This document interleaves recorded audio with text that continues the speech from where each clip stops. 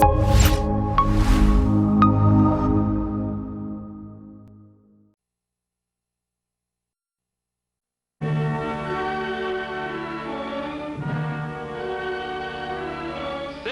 for Star Playhouse presents Dick Powell, Charles Boyer,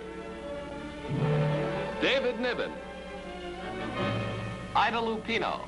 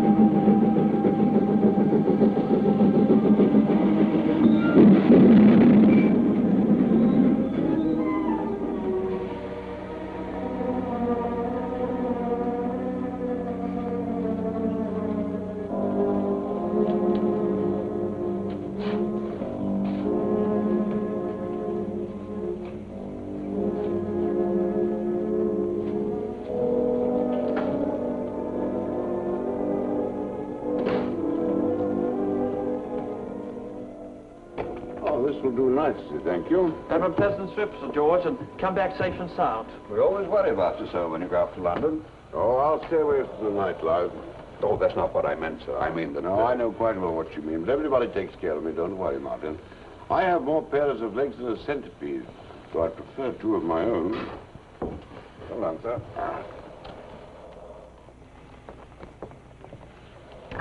Thank you. Do you think you'll be warm enough, sir? Oh, of course I shall be warm enough. Now, stop mothering me, you two. Get off the train before it starts, and I get caught with a couple of extra fares. You'll wire us if you need anything, sir. Oh, I shan't want anything. Just meet me on Tuesday on 4:10. Bye, sir. Bye. Oh, conductor, I'm Dr. Phelps. Oh, I remember, Dr. Phelps. You don't want Sir George to know you're on the train. Quite right. Thank you. I'll be in this compartment if I need it. I understand, sir.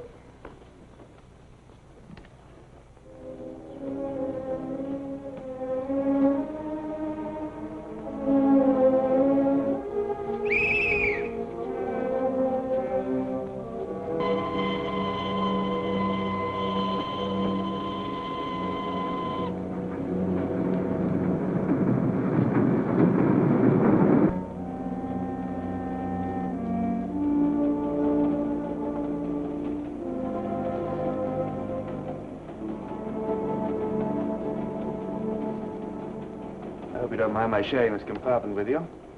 Not at all, sir.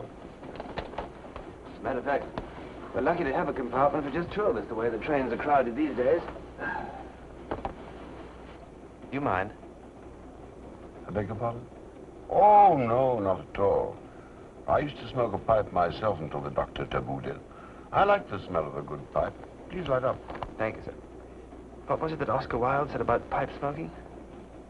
I hesitate to correct you, sir, but the reference was to cigarette, not to pipe smoking. He said, a cigarette is the most exquisite of all pleasures. It never leaves one quite satisfied.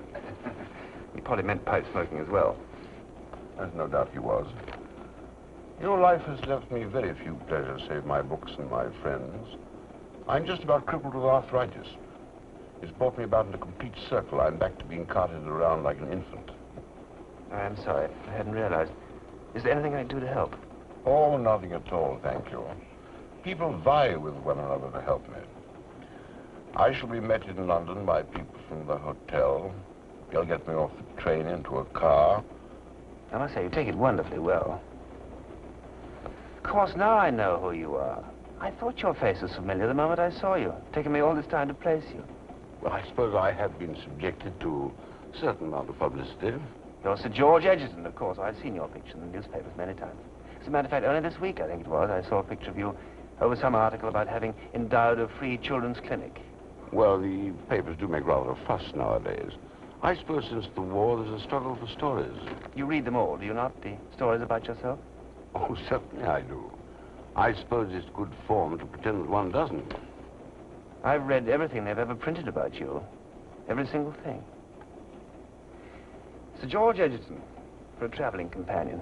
Well, this is my lucky day. I never would have thought when I got on this train I would be sharing a compartment with you, Sir George. Could be the turning point of my whole life. Oh, ticket, please.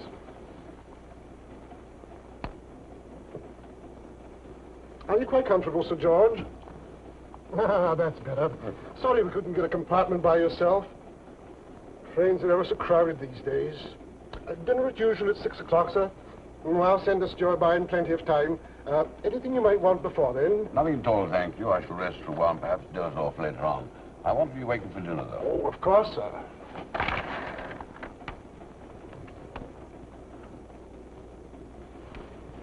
Must be nice to be well known and respected, have people kowtow to you, even if it is only for a tip. Sir George Egerton, millionaire philanthropist, knighted by the Crown for outstanding services to his country in times of peace and war. Look here, sir, if this is your idea of humor, I hardly find it amusing. Oh, you must forgive me, Sir George, if I've offended you. You see, I've been away from England for quite a long time. It could be that my idea of humor has become slightly warped. What appears funny to me might be annoying to you. On the other hand, what might seem funny to you could indeed be annoying to me. That might be entirely possible. As I said before, I've been away from England for a long time. I left when I was very young. I didn't intend to stay away as long as I did. I was forced to. I expect you wonder why I'm bothering you with this unhappy story, don't you, Sir George?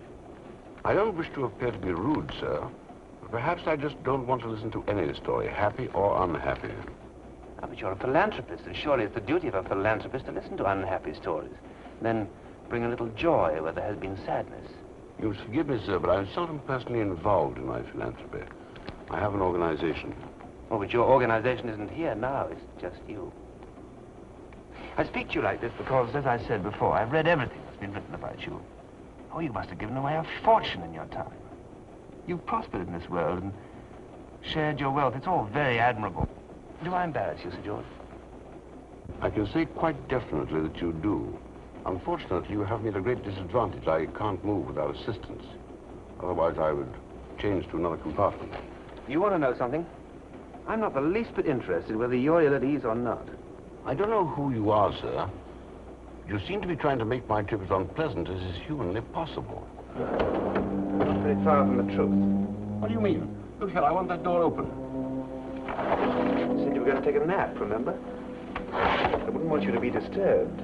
I want you out of this compartment, do you hear me? Oh, I hear you very well. But there's not very much you can do about it, is there?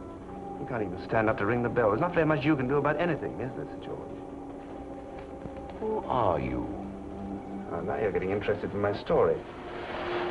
All right, I'll tell you.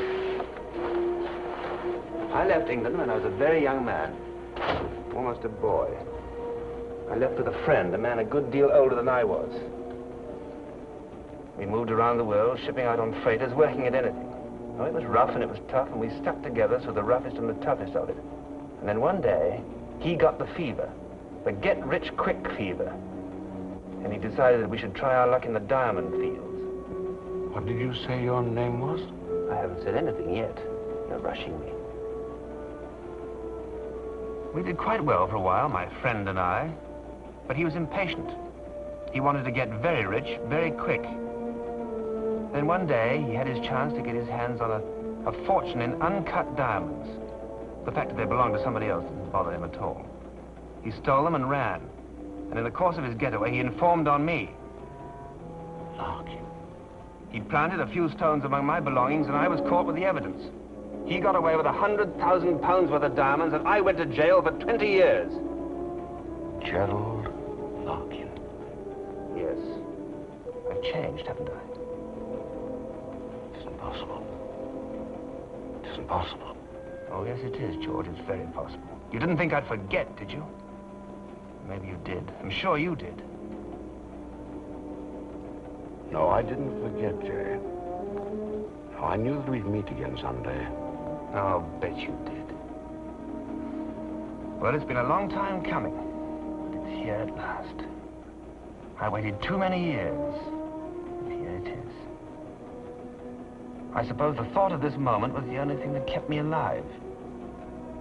When I really got to the point of giving up, I'd think of my friend. My good friend George, Sir George Edgerton. And the will to live would well up in me stronger and fiercer than ever. I was a man with two emotions, hatred and the control of that hatred. Now there's no need to control it any longer. I can toy with the idea of hatred now, almost delightfully. What are you going to do? I'm going to kill you.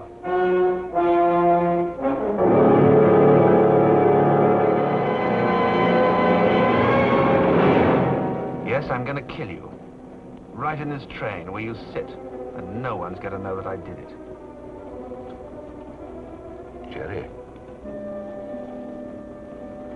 Jerry. Yes, George? You know you can't possibly do this thing, don't you? Your manner would indicate that you know that I can and that I will.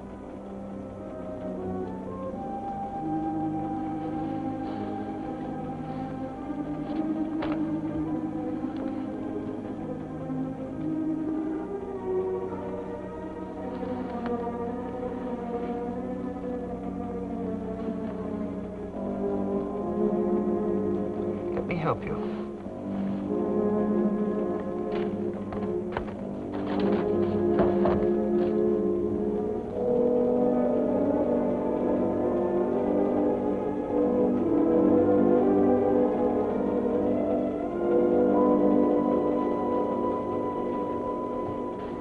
There. That's better. There's no one to kowtow to you now, George. You're all alone with me, and there's no one to help you. You realize, don't you, that all I have to do is to shout and someone will come? They look after me.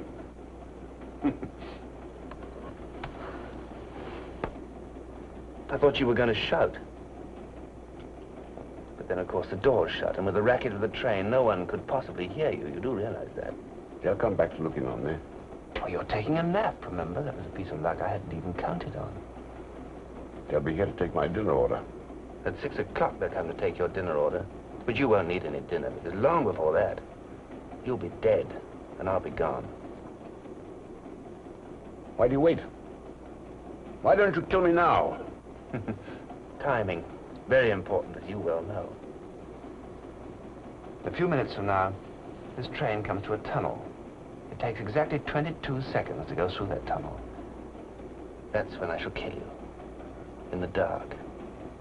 In the roaring noise of that tunnel, I shall drive a knife through your heart. You can't possibly get away with it. Oh, I can. And you know how? When the train comes out of the other side of the tunnel, it goes up a grade, slows down, then it stops altogether. That's when I shall go forward as though I was going to the dining car, and I shall drop off the train. Then, some miles later, at 6 o'clock to be exact, when they find you, I might be almost anywhere. It's well thought out, don't you think?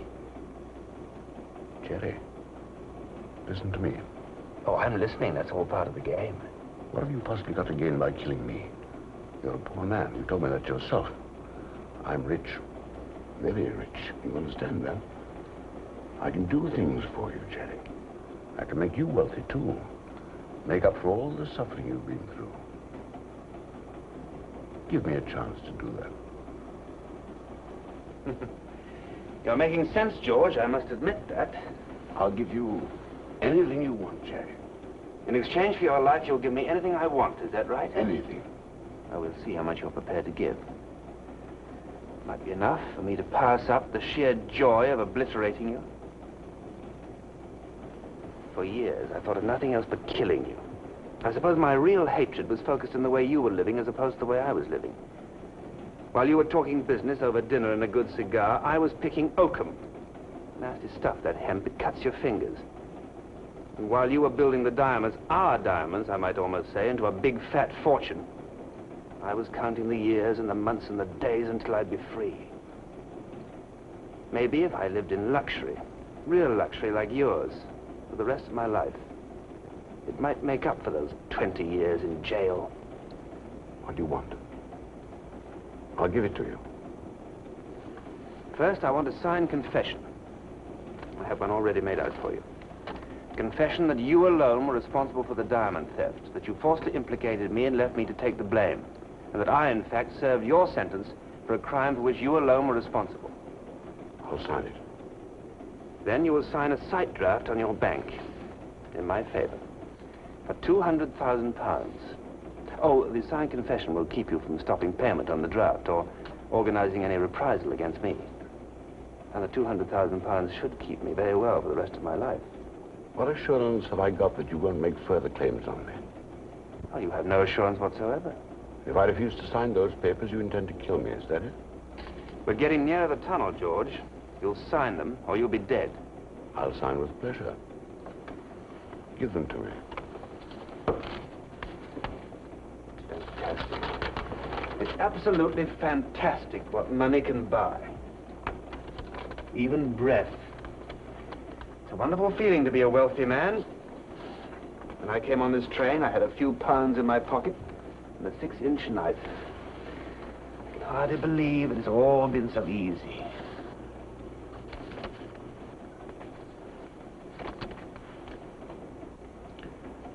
It's not so easy as you think, Jerry. What do you mean by that? I had to know whether you were bluffing. I had to find out whether you ever really intended to kill me. You were right. It was easy to find out that you never had any intention of killing me. You were just talking. You're wrong about that, George. I was never wrong about you, Jerry. You're a coward. A complete and utter coward. You were easy to deal with because this was your only plan. To get money out of me. You even had the papers prepared. That was all you wanted. You're a fool, Jerry, as you always were.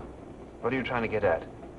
Do you believe me so monumentally stupid as not to be prepared against such an eventuality as this? Oh, I admit there's no defense against a man who's willing to sacrifice himself in order to kill. But I never believed that you'd do that. I was right. 2 minutes till we come to the tunnel. You don't frighten me, Jerry. Let me clarify a few things for you. That sight draft is worthless, you understand that? I can't sign a check for £2, let alone 200,000. Only my solicitor can sign checks. So much for the draft. Now about you. I was informed the moment you were released from prison. You have been followed and watched every yard on your journey to England, just as you've been followed and watched every second of every day since you landed here. Do you suppose for one moment that your presence on this train is not known? I think you're bluffing. I know you're bluffing. 50 seconds, and I have your signed confession. You still want to play games? How long do you suppose that would stand up in court? Why, it isn't even witnessed. Obviously, it was obtained from me by threat.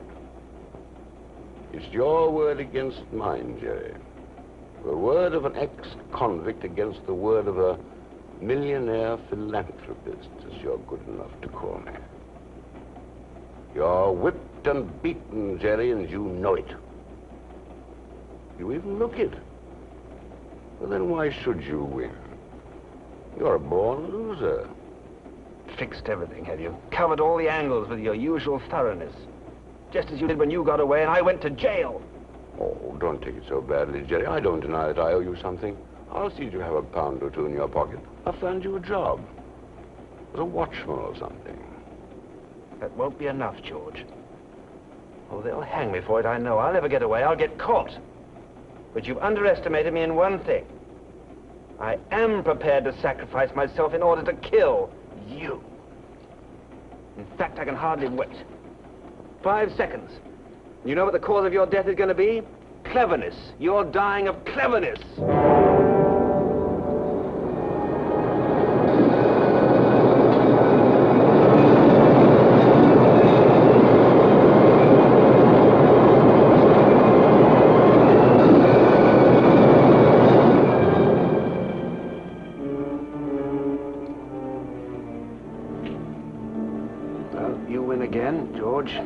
You're right. I am a complete and utter coward. At least I am when it comes to killing a man in cold blood. Oh, it's all over now. I'll leave you.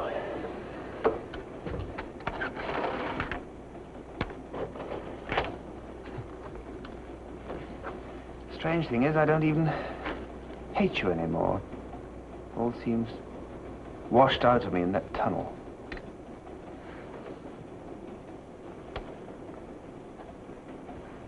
George, what's the matter?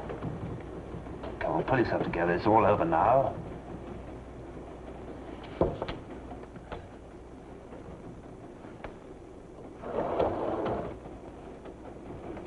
Is there a doctor on the train? Sir George seems to have fainted.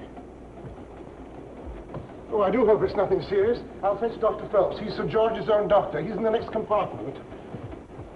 Dr. Phelps, could you come at once? I think Sir George has fainted.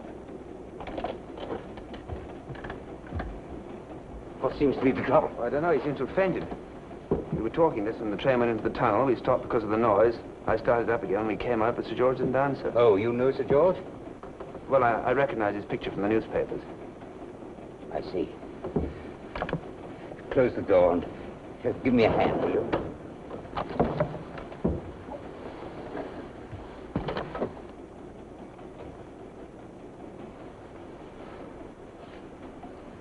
Sir George is dead.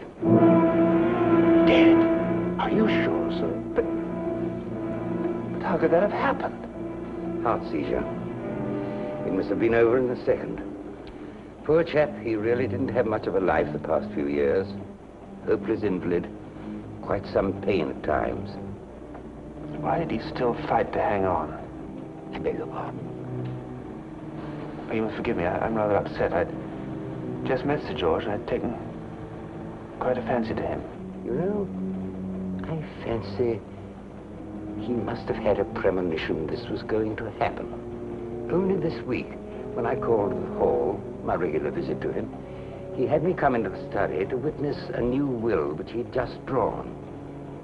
He had no kin, so the money was all to go to hospitals and various institutions, all except one very large bequest.